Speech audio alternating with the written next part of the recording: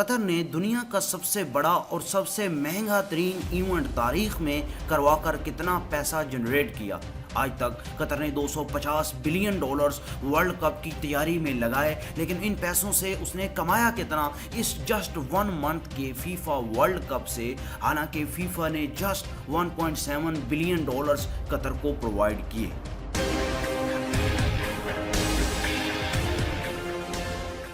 ایک انویسٹر کی جانب سے یا ایک ملک کی جانب سے جب بھی پیسہ لگایا جاتا ہے تو مزید پیسہ جنریٹ کرنے کے لیے یا پروفٹ حاصل کرنے کے لیے ہی پیسہ لگایا جاتا ہے۔ تو دراصل قطر نے ان پیسہ لگا کر کے کتنا پروفٹ جنریٹ کیا، یہ سمجھنے سے پہلے سمجھنا چاہیے کہ $200 بلین قطر نے کہاں پر خرچ کیے۔ یہ بات ہے 2010 سے 2022 کے درمیان جو لگایا گیا پیسہ تھا قطر کی جانب سے، وہ بھی جسٹ 1 منتھ کے فیفا ورلڈ کپ کو دیکھتے ہوئے اس میں کنسٹرکشن سیکٹر سب سے زیادہ وہ بوم حاصل کیا اس نے، جس میں بہت بڑے بڑے 7 سے زیادہ اسٹیڈیمز، وہیں پر روڈز، میٹرو لائنز،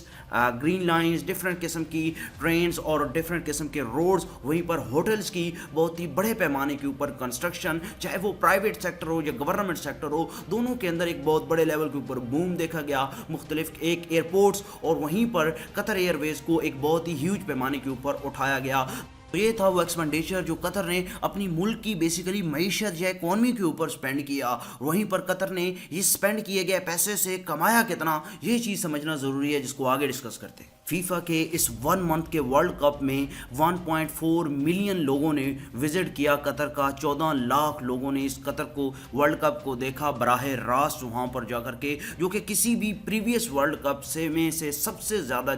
وہ فینس کی تعداد ہے جنہوں نے براہ راست اسٹیڈیم میں جا کر دیکھا۔ تو اس سے قطر کی معیشت کے اندر بھی اچھا خاصا اضافہ ہوا، اور ڈائریکٹلی اگر پر پرسن کے حساب سے $2,000 بھی لگائے جائیں، حالانکہ یہ تعداد بہت اس کی مقدار زیادہ ہے، لیکن اگر $2,000 پر پرسن کے حساب سے یہ $3 بلین بنتے ہیں جو کہ جنریٹ کیے قطر نے۔ جسٹ یہ ٹورزم اس کی معیشت کو ڈائریکٹلی طور پر یہ ریونیو ملا، یہ ایکچولی پروفٹ نہیں ہے، یہ جسٹ ریونیو ہے۔ اس کے اندر قطر ایئر ویز کا بہت ہی زیادہ نام اور برانڈ ویلیو کے طور پر ایک قطر ایئر ویز کو پیش کیا گیا، قطر ایئر لائن کو پیش کیا گیا، اور اس کے بعد سب سے جو میجر چیز 1.7 بلین کے آؤٹ سائڈ مارکیٹنگ رائٹس جو قطر نے سیل کیے، وہ بہت ہی ہیوج قسم کی پروفٹیبلٹی ہے۔ اب وہ جو قطر کے آؤٹ سائڈ رائٹ، اسٹیڈیم کے اندر جو رائٹس ہوتے ہیں کسی بھی مارکیٹنگ برانڈ کے، کسی بھی کمپنی کے، ٹی وی رائٹس، ہر قسم کی چیز، وہ تو فیفا ورلڈ کپ کے انڈر آتی ہے، فیفا کے انڈر آتی ہے، اور فیفا اس پروفٹ کو اپنے ساتھ لے جاتا ہے۔ لیکن یہاں پر جو آؤٹ سائڈ مارکیٹنگ رائٹس ہیں وہ بہت ہی ہیوج قسم کی، جیسے ہوٹلز کے اوپر، ڈفرینٹ جگہوں کے اوپر وہ ایڈورٹائزمنٹ کرواتے ہیں اپنے اپنے برانڈز، مختلف قسم کی جگہوں کے اوپر جو کہ آؤٹ سائڈر مارکیٹنگ رائٹس کے اندر آتے ہیں، ان میں سے 1.7 بلین۔ اور وہیں پر قطر کو یہ ٹوٹل ورلڈ کپ کی جو ارننگز ہوئیں وہ تقریباً $17 بلین ہوئیں۔ حالانکہ یہ اس کو پیور ارننگ تو نہیں کہا جا سکتا، یہ جسٹ وہ ریونیو ہے جو قطر کی اکانومی کو ملا، اور ٹوٹلی 1.7 بلین فیفا نے ڈائریکٹلی طور پر جو قطر کو یہ as an host country provide کیے، یہ جسٹ 1.7 بلین، اور فیفا نے خود $7.5 بلین جنریٹ کیے۔ تو یہ تمام قسم کے ٹوٹل ملاپ کے بعد 17 بلین کمائے۔ تو آخر قطر کا یہ کیا فیصلہ تھا، بے وقوفانہ فیصلہ، کہ کہاں $200 بلین خرچ کر کے $17 بلین کمائے قطر نے؟ تو دراصل قطر کی جانب سے $200 بلین جو خرچ کیے گئے وہ اس لیے نہیں کہ فیفا ورلڈ کپ آ رہا ہے، جسٹ یہ کہ وہ اپنے ملک کو ایز این برانڈ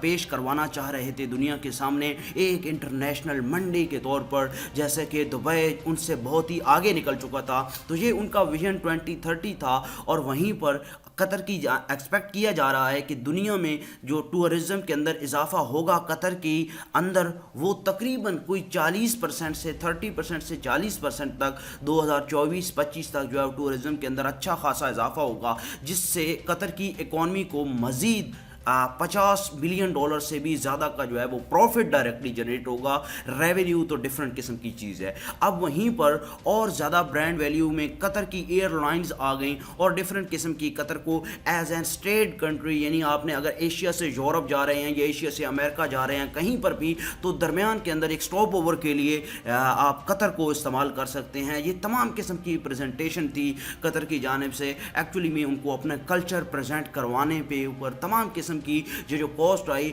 ये टोटल इसकी रिकवरी तकरीबन 7 से 8 साल लगेंगे इस 200 बिलियन को आते आते। अब ये जो 200 बिलियन ये डायरेक्टली वर्ल्ड कप को ऑर्गेनाइज सिर्फ करवाने की तो कास्ट नहीं है, ये तो जस्ट कॉस्ट, इसमें इनकी मेट्रो लाइन्स भी शामिल हैं, उनकी अपनी ट्रेन भी शामिल हैं, उनकी अपनी कंस्ट्रक्शन शामिल है, उनकी अपनी मईशत इकॉनमी के अंदर जो जीडीपी में ग्रोथ आया, लोगों की ज़िंदगी के ऊपर जो फ़र्क हुआ, उसके अंदर भी तो ये तमाम चीज़ें शामिल हैं। हालांकि टोटली अगर कॉस्ट की बात की जाए कि